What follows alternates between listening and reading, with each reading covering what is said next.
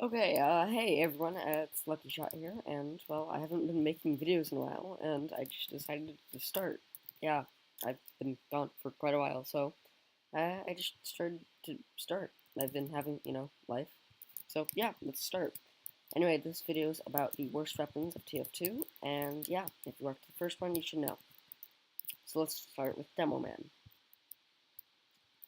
So Demo Man, we first start out with the lock and load. And this one's kind of interesting because it's a two-sided coin.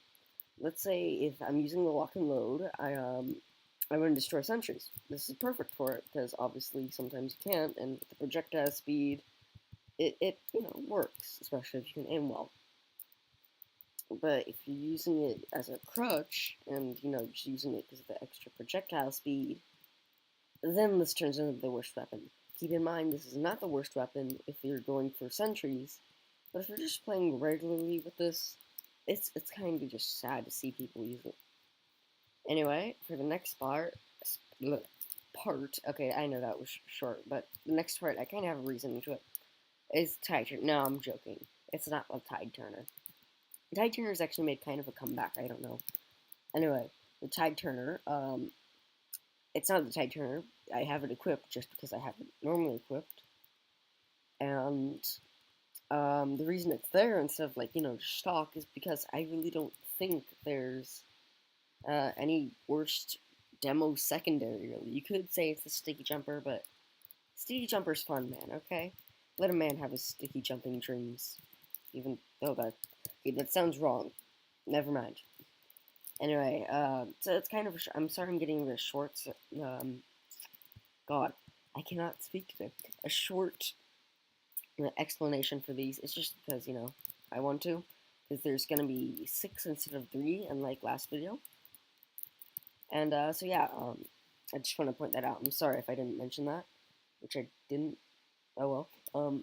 Anyway, the next thing is the annoying as heck to play against Caber. After its nerf, it really doesn't become a viable weapon anymore. It has the taking out speed of a sword. It can't even kill a scout at full, unless of course he has less than 100 health.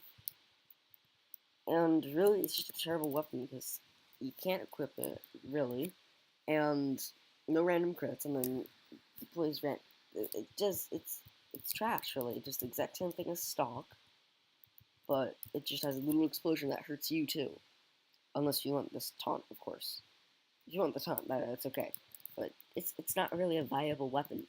Back in its heyday, sure, but it was annoying as hell when it was back in its heyday. I still can't jump with it. Anyway, it's a short explanation, but I think we can all understand the Caber is the worst weapon to play against and to play with. Okay, next class we have is Heavy. Oh god, I forgot I had Pyro Vision equipped. Let me just take that off. There. Now we can actually see. Well, this next part is actually two of the three of the weapons in this next set is actually part of the the black market business set, and that would be the family business and the Jesus Christ, what is it called? Eviction notice, and then we have the brass beast, of course. Now, the brass beast. Well, granted, it can do good at defense because yeah, it does 20 extra damage, but I'm basically implanted in the ground. Yeah, I can move, but at the pace of a snail. Um, it takes too long to spin up. And I mean, come on, man.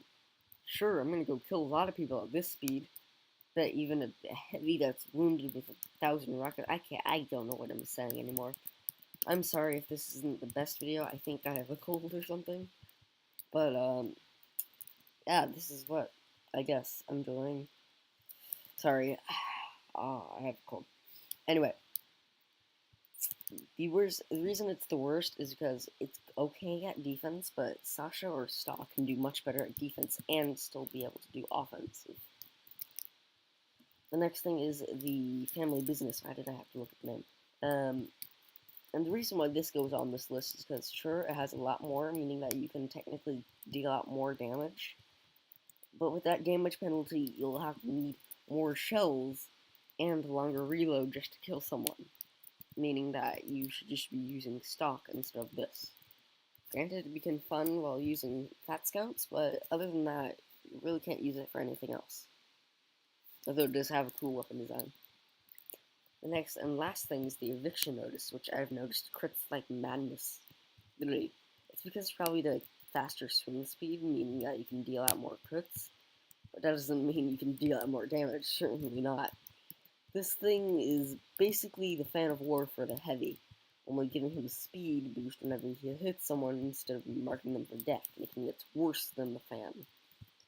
Making this pretty much trash, considering that you can just equip the Gru and yeah, you're basically set. Granted, you take mini crits, but it's better than this, where you take no damage. Yeah, what would you rather have? Some damage and take mini crits, but still move faster than this? Or deal no damage, go slower than the gloves of running urgently, and basically just do nothing with these? It really is just trash, especially for brass knuckles. And can someone explain to me how brass knuckles do less damage than fists? They even have spikes on them. They should be impaling people. The next is the engineer, and this is actually a surprise. The only thing on this list that's actually for NG is the Pomson instead of the Jag and all that. That's because, really, since it's super slow, barely does any more damage anymore after meet your match, and really does nothing anymore, it's kind of just trash, especially because, well, it's annoying to play against, and you can't really play much with it. And as a medic main, I know this thing's annoying. Trust me, you would not believe how many times I've been denied an Uber just because a Pomson engineer shoots me. Anyway, other than that, really, there's no worse secondary, although play against the short circuit wins that downright. And since meet your match, really no wrenches become terrible. I mean, you could say the Southern Hospitality, but it still has purposes. Remember how I was saying 6 instead of 3? Well, I'm also doing defensive and support, so let's do that.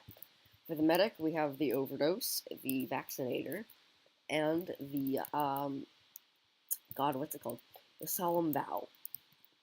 Anyway, well, this is pretty self-story. The Overdose actually made quite a comeback, and it's still a viable weapon, especially because it only does 2 less damage nowadays. Meaning that it's still okay, especially if you pair it up to something like the Quick Fix, the Vaccinator, or the Kritzkrieg, since of the Uber charge rates. It can still be a viable weapon to be much a good speed boost, but sadly, it's just in my eyes at least that it's not much of a viable weapon compared to something like the crossbow or the Blutsauger. Even though everyone says the Blutsauger is the worst now, it's only for the combat medics. It can still take you out and make sure you get out of that scenario in a pinch. Next thing is the Vaccinator, and oh god. Even though this thing made a comeback in your match, it's still gross, especially because its only weakness is focus fire, which does not help when you're on the last point, especially with something like this, where you have to stand in this little teeny tiny area. It just basically makes any objective-based mode, which in TF2 is all of them, much harder considering that this thing suffers from focus fire too much. And when weapons suffers from focus fire, it's pretty bad considering that teams should be using focus fire and not just one type of weapon. At least that's what I hope. Anyway, the next is Solemn Vow. It's actually kind of weird because people can use the Solemn Vow and it's still a viable weapon.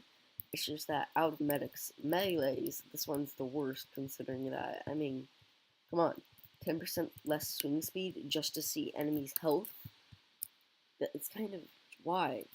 Why do you need to see enemies' health? Granted, you can, know to kill them then, but instead of, like, someone at 300, it's more of a combat medic weapon, to be honest. It's really not good for viable medic gameplay, because you really can't do much with it. It's unlike any other weapon, like the Uber Saw, where you can actually get stuff done. Wait a minute. I spawned here. Never mind. Anyway, the Vita Saw, where you at least can some Uber left. The Uber Saw, where you can get Uber actually risking your neck. Or the Amputator, which is pretty much trash, but you can still heal lots of people in a certain area. This really doesn't go to medic standards. However, if you're playing Combat Medic, this thing is a dream, especially considering that you can see enemies' health and go over lower health than higher health people. The Sniper. This one was a little predictable, the classic. I mean, granted, you can jump with it, but what is the point of this? Its upside is a downgrade. Now, I've actually learned, since I actually bind my right click to Q, I just find it easier, that you can actually charge at a headshot while holding down it, meaning that you can technically still do it. I mean, this, for me at least, it can still be a viable weapon. Anyone that has their stuff not bound to, like, a certain key, this thing's basically garbage because, you know, look, you're gonna hit someone with this. It's not gonna work. No, no. I mean, if you can pull this off, you better be the best sniper in Planet. Next is the Cleaner's Carabine. And, well, most people would have put the Darwin's Danger Shield or the Razorback for this. But no, I put the Cleaner's Carbine, the weapon that no one remembers because no one wants to use it. Except for free-to-plays because they have no clue how to use weapons anymore. Anyway, the Cleaner's Carabine, it's kind of a weird thing. People say, oh, you can use it with, like, the Bushwhacker, which is right here, to, you know, get free crits. But you can, you know, instead of waiting 30 seconds for Gerati, I don't know how to pronounce it anymore, okay? Deal with it.